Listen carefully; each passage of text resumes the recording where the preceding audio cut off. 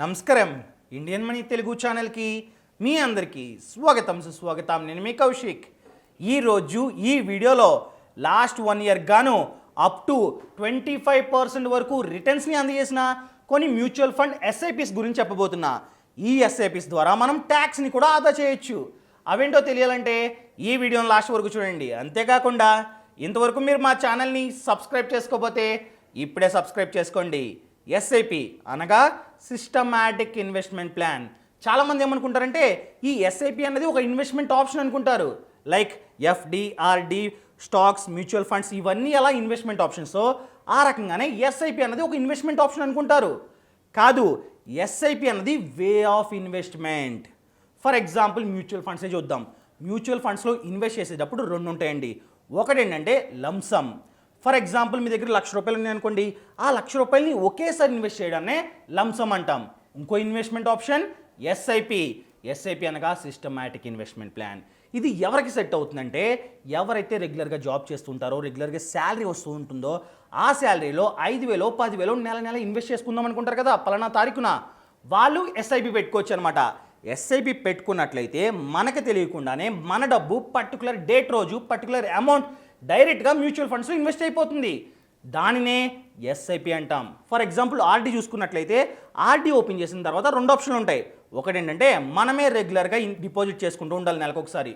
ఇంకో ఆప్షన్ బ్యాంకే ఆటోమేటిక్గా ఆ డబ్బుని ఇన్వెస్ట్ చేసుకుంటూ ఉంటుంది, కట్ అయిపోతుంటుంది.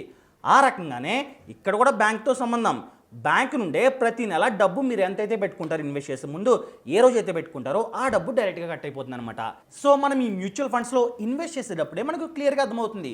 చాలామంది పేటిఎం మనీ ద్వారానో గ్రో ద్వారానో ఇన్వెస్ట్ చేస్తూ ఉంటారు. అప్పుడు అక్కడే క్లియర్గా చూపిస్తుంది అనమాట. ఇన్వెస్ట్ చేసినట్లయితే మీకే అర్థమవుద్ది, కంగారు పడద్దు. ఇప్పుడు మనం డైరెక్ట్గా పాయింట్కి వెళ్ళిపోదాం. ఏ ఫండ్స్ ఎక్కువగా రిటర్న్ ఇస్తూ ఉన్నాయంటే first one BOI AXA tax advantage fund. ఇదొక ELSS ఫండ్ అనమాట, అనగా equity linked saving scheme fund. దీని యొక్క లాకిన్ పీరియడ్ అన్నది 3 ఇయర్స్. ఫర్ ఎగ్జాంపుల్ మీరు ఈ మంత్ ఎస్ఐపి చేసుకున్నారు, 5,000 ఇన్వెస్ట్ చేశారు. ఆ 5,000ని మీరు విత్డ్రా చేసుకోవాలంటే మీరు కంపల్సరీగా 36 మంత్స్ వెయిట్ చేయాల్సిందే, అనగా 3 ఇయర్స్ వరకు వెయిట్ చేయాల్సిందే.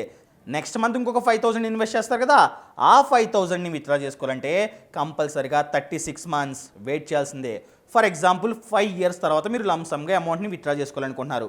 ఆ సమయానికి ఏమేమి ఎస్ఐపిస్ అయితే 36 మంత్స్ని క్రాస్ అవుతాయో అంత డబ్బుని మాత్రమే మీరు విత్డ్రా చేసుకోగలరు.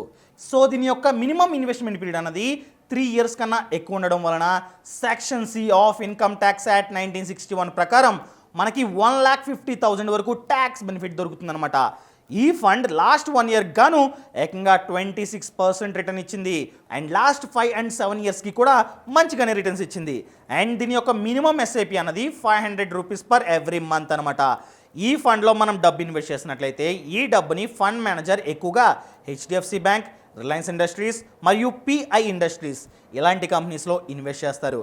అండ్ నెక్స్ట్ వన్ చూసుకున్నట్లయితే Canara Robeco equity tax saver fund. ఇది కూడా ELSS ఫండే. ఈ ఫండ్లో మనం ఎంతైతే ఇన్వెస్ట్ చేస్తామో ఆ డబ్బుని ఫండ్ మేనేజర్ ఎక్కువగా లార్జ్ క్యాప్ మరియు మిడ్ క్యాప్ స్టాక్స్లో ఇన్వెస్ట్ చేస్తారనమాట. దీని యొక్క లాకిన్ పీరియడ్ కూడా 3 years. So section 80C of income tax act ప్రకారం అప్ టు 1,50,000 వరకు ట్యాక్స్ బెనిఫిట్ కూడా పొందొచ్చు. ఈ ఫండ్ లాస్ట్ 1 ఇయర్గా 22% రిటర్న్ ఇచ్చింది. దీని యొక్క మినిమం ఎస్ఐపి అన్నది $500 per every month. Fund manager ఎక్కువగా మన డబ్బుని Infosys, HDFC bank, ICICI bank, Reliance industries and TCS లాంటి కంపెనీల్లో ఇన్వెస్ట్ చేస్తారనమాట. అండ్ నెక్స్ట్ ఫండ్ ఏంటంటే మిరైన్ అసెట్ ట్యాక్స్ సేవర్ ఫండ్. ఈ ఫండ్లో మనం ఎంతైతే ఇన్వెస్ట్ చేస్తామో ఆ డబ్బుని ఫండ్ మేనేజర్ 98.4% ఆఫ్ ది అమౌంట్ని ఇండియన్ స్టాక్స్లో ఇన్వెస్ట్ చేస్తారు. అది కూడా 58.9% ఏమో లార్జ్ క్యాప్లో, 16.77% ఏమో మిడ్ క్యాప్లో, 6.58% ఏమో స్మాల్ క్యాప్లో ఇన్వెస్ట్ చేస్తారనమాట. మరియు ఇది కూడా ELSS funday. So minimum lock-in period అన్నది 3 ఇయర్స్. కావున దీనికి కూడా section 80C of income tax act 1961 ప్రకారం 1,50,000 వరకు ట్యాక్స్ బెనిఫిట్ని పొందొచ్చు. అండ్ దీని యొక్క AUM చూసుకున్నట్లయితే, అనగా అసెట్ అండర్ మేనేజ్మెంట్ చూసుకున్నట్లయితే 4,400 crores. మరియు NAV గ్రోత్కి వచ్చేసి ₹21.73, డివిడెండ్ ఫండ్కి వచ్చేసి ₹17.42 అనమాట. అండ్ లాస్ట్ ఫండ్ ఏంటంటే ఇన్వెస్కో ఇండియా కాంట్రా ఫండ్. ఈ ఫండ్ వచ్చేసి లాస్ట్ 1 ఇయర్ గాను ఎస్ఐపికి 21% రిటర్న్ ఇచ్చింది. ఇప్పుడు నేను ఏమేమైతే చెప్తున్నానో అవన్నీ ఎస్ఐపిస్కి మాత్రమే. లంసమ్కి వేరే రిటర్న్స్ ఉంటుంది, అది గమనించడం చాలా చాలా ముఖ్యం. మరియు మినిమం ఎస్ఐపి వచ్చేసి 1000 రూపీస్.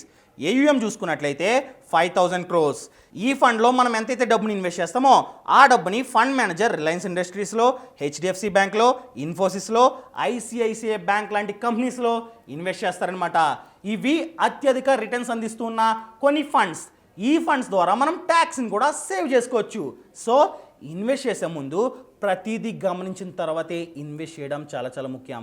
ఎవరో చెప్పారు, ఎవరో ఏదన్నారని చెప్పి ఇన్వెస్ట్ చేయొద్దు. ప్రాపర్గా రీసెర్చ్ చేయండి, మంచి ఫండ్స్ని సెలెక్ట్ చేసుకోండి, ఇన్వెస్ట్మెంట్ని స్టార్ట్ చేయండి. సో ఇన్వెస్ట్మెంట్స్ గురించి కానీ, పర్సనల్ ఫైనాన్స్ గురించి కానీ, లోన్స్ గురించి కానీ, ఇన్సూరెన్స్ గురించి కానీ, ఇలా దేని గురించి డౌట్ ఉన్నా కింద డిస్క్రిప్షన్లో ఒక లింక్ ఉంది. ఆ లింక్ని క్లిక్ చేసినట్లయితే ఫైనాన్షియల్ ఫ్రీడమ్ యాప్ డౌన్లోడ్ అవుతుంది. ఈ యాప్లో 32 కన్నా ఎక్కువ కోర్సులు ఉన్నాయి. మ్యూచువల్ ఫండ్స్ గురించి సెపరేట్ కోర్స్, మళ్ళీ చెప్తున్నా, మ్యూచువల్ ఫండ్స్ గురించి సెపరేట్ కోర్స్ ఉంది, స్టాక్ మార్కెట్ గురించి ఉంది, రైతుల కోసం ఉంది, ఇలా ప్రతి ఒక్కరు దాని గురించి ఉందండి. ఇంకెందుకు ఆలస్యం, ఇప్పుడే యాప్ని డౌన్లోడ్ చేసుకోండి. ఇలాంటి మంచి మంచి వీడియోలతో రేపు మీ ముందుకు వస్తాను. అంతవరకు సెలవు. ఇట్లు మీ Kaushik. Thank you so much. Thanks for watching.